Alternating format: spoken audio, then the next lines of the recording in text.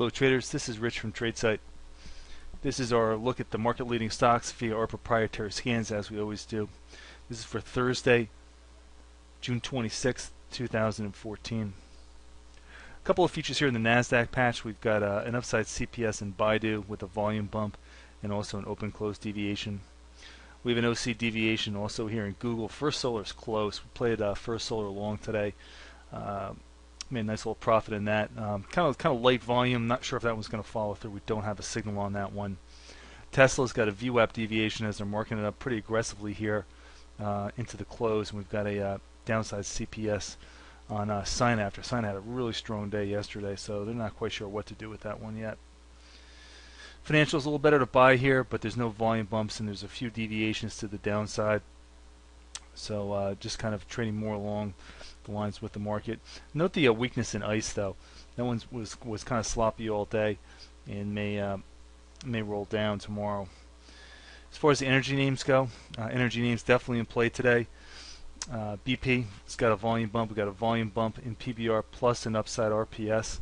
Schlumberger powering up after earnings on triple typical volume, 7% above the day's open. That's a monster candle on the chart coming at range high. Valero, news out on that one, obviously trading just huge volume there. Market generals are better to buy for sure.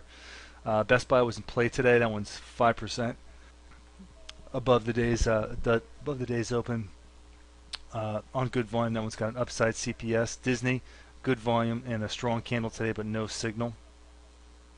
And Pfizer almost qualifying here for an open close deviation and better than typical volume.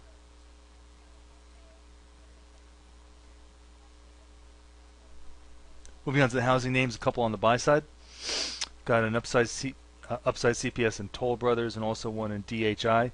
Got one in Hovnanian. That one's coming on good volume, and that one's having a very strong day, powering above the day's opening price.